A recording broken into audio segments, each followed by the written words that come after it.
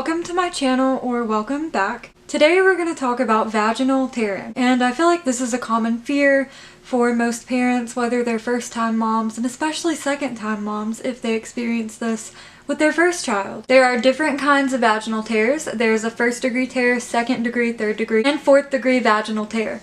The recovery from both were so different, so I'm going to share a bit of each experience and the recovery with both children. With my first child, I'm not sure if I would have torn or not because I had an episiotomy, and the result of that was 22 stitches. I was in labor for about 31 hours with my first child. 16 of those hours were upright and at home and cleaning and doing everyday things, but the remaining 14 hours I was laying on my back and I was in a hospital bed with limited mobility. I also gave birth on my back with my feet up in stirrup type things, and gravity was not able to be my friend. As my baby's head was crowning, I was given an episiotomy without being told what was really happening, and my boyfriend's mom said that it seemed very unnecessary, and later I learned that episiotomy shouldn't even be that common unless there is an emergency, and there wasn't an emergency during this time because my baby's heart rate was fine, I was fine, but I don't think the process seemed to be happening fast enough for my provider. If you don't know, an episiotomy is a surgical procedure for widening the outlet of the birth canal to facilitate delivery of a baby and to avoid a jagged rip of the area between the anus and the vulva, or the perineum. This is from medicine.net. So yeah, that happened. I'd only been pushing for about 15 minutes until I felt major pressure, which was my baby crowning, and then I got cut. With that episiotomy and scar tissue, I surely thought that I would need another emergency episiotomy with my second baby, or I thought that I would for sure end up with a 4th-degree tear and I would have to transfer from my home birth to a hospital birth and end up getting stitches. Because home birth midwives can't really sew up something that severe being a 4th-degree tear. I think they go up to 2nd degree, maybe 3rd degree. Luckily, I had a great midwife who was good at stitching tears, but that didn't happen with my second. So with my second child, I only ended up with bruising and a minor tear, so not 2nd degree or anything like that. I did not require any sort of stitches. It's 2 different babies, 2 different pregnancies, and 2 entirely different births. So I want to discuss the tear versus the episiotomy. I had an epidural, but I don't feel that I was fully numb because I had gotten the epidural maybe 30 minutes before my baby was born. I pushed for 15, and I didn't feel fully numb. I still felt like I felt a lot of things that maybe I shouldn't have felt. So I felt a lot of pulling, a lot of pressure, and a lot of sharp burning pains. Being cut open was also really difficult because I could feel the thickness of my skin being sliced open, and this felt like a razor kind of cutting into you, and a lot of burning. Peeing was very scary. Pooping was even worse. I think no matter if you have a tear or not, or an episiotomy, pooping and peeing is super scary. But with this episiotomy, let me tell you, I had to maneuver myself on the toilet in crazy ways every time I used the bathroom just so I wouldn't be in pain. My first pee at the hospital before I could go home, I cried real sobbing tears. I was mortified. It was so painful.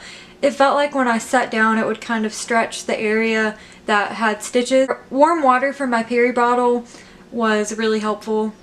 I would use that every time I peed, but it also burned the area of my stitches when I peed.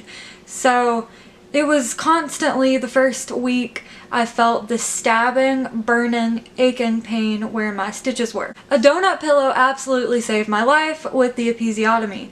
My grandpa lent it to me, which I know is weird. He would sit on it too, but my family's super close and it wasn't weird to me. And I didn't have to spend any money, so that was cool. Some people use these donut pillows to relax on airplanes. They kind of go around your neck, and it looks like a nursing pillow, but it's way smaller. So that's a donut pillow, and I would sit on that and take it literally everywhere with me, even in the car. But when I used the bathroom, not only was the peri bottle helpful, but Dermaplast spray was helpful as well.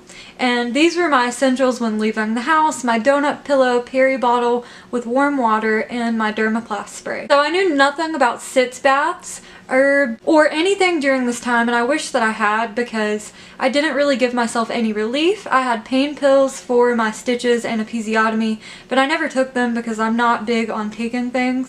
But there's nothing wrong with taking things if you need them. The pain for my episiotomy was more severe than the afterbirth pains. Mostly continued to be sharp and stabby for the next week or so. That stabbing pain really lessened up as I healed. So again, I thought for sure I would end up in the emergency room with my second child getting stitched up from a major tear. I did not. To prevent tearing, I thought, oh, I'll do perineal massages, coconut oil down there, I'll stretch, I'll do this, I'll do that, I'll eat this, because some foods that you can eat apparently can prevent this. I ended up not doing anything, preventing nothing. I had more than one reason for not trying to prevent a tear with my second child, and it's totally up to you what you decide if you would like to do things to prevent tears. And in my next video, I'll go more in depth with how you can maybe prevent tearing. I had every intention of squatting this baby out, and I had a dream that I gave birth in my kitchen, so I thought for sure I'm gonna give birth in my kitchen with my second baby. It's gonna be magical, but that didn't happen. I thought gravity's gonna be my BFF, and I'm gonna squat this baby out on my kitchen floor. I'm not gonna have any tears. I'm gonna be hopping around like a bunny rabbit as soon as I give birth. But that didn't happen. I was right back laying on my back with my legs up, and the same people holding my legs that held my legs when I gave birth to my first child. So I get some comments occasionally about me giving birth on my back in my home birth video, and I'm aware that it's good to give birth upright, and I'm aware of all the wonderful positions, but this is just what happened to be comfortable, and I regret nothing. As soon as I felt the ring of fire and my baby's head getting in position to be ready to be born, I said I have to get on my back. So that's exactly what I did. My body told me to get on my back. And it's not that I secretly wanted to be on my back. I had every intention again of not being on my back, but it's just what felt right in that moment. And my baby was born in less than 5 minutes. So I really don't regret being on my back. After pushing for about 5 minutes, I ended up with a minor tear and bruising. So my minor tear and bruising was nothing like my episiotomy whatsoever. So major props to you all out there healing 4th degree tears even way after you've given birth. I've seen how difficult 4th degree tears can be and the problems that they can cause later on in life. So have you ever gotten accidentally kicked in the vagina? That is what having a minor tear and bruising after my second child was born felt like. It was no stabby, sharp, burning pains like with the episiotomy. It was more like a throbby, achy, and this pain didn't really last for a week or more. It lasted maybe a week tops. So using the bathroom, it definitely burned my small cut. It kind of felt like a paper cut with hand sanitizer sometimes when I would go to the bathroom. And again, I would have to maneuver myself in a way where I could comfortably use the bathroom, but it was nothing like with the episiotomy. With the episiotomy, I felt like I had to sit all different crazy ways. So since I knew more about healing with my second child than my first, I knew about sitz baths, herbs, and all different things to help alleviate the pains that I might feel after birth.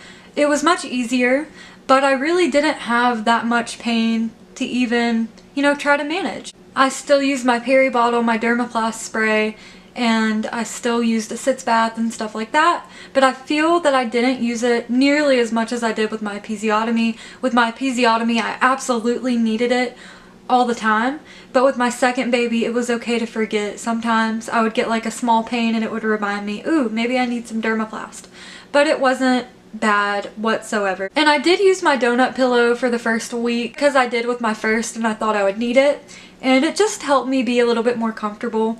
But at the end of the day, it just kind of got annoying to lug it around. And with my second child, I did more sitting in as opposed to my first child. I went out more, but I decided I wanted to sit in with my second child and get to know her and bond and not be exposed to any illnesses like with my first, who ended up with RSV at 2 weeks old.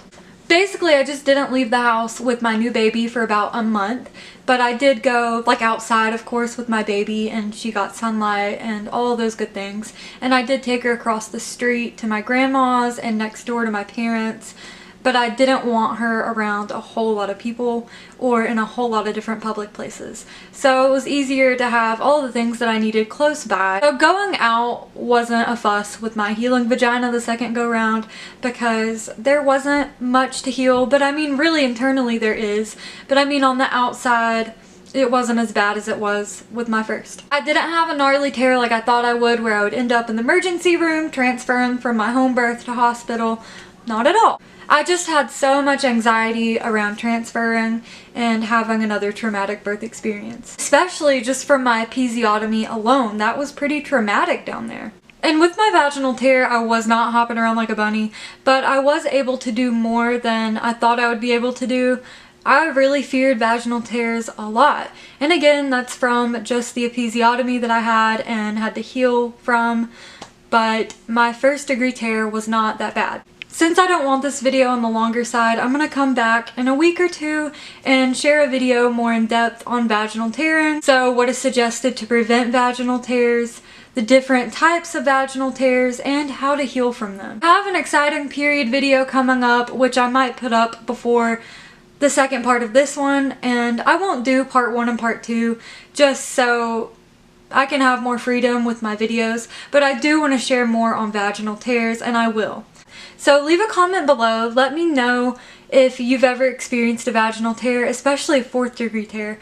My thoughts are with you if you have. I know that there is a mother who has a whole page on mothers with 4th degree tears, so if you are here and you're looking for support in that, I strongly suggest you head over to Facebook or Instagram and look for mothers with 4th degree tears. So thank you all for watching, subscribe if you'd like, and I'll see you next time.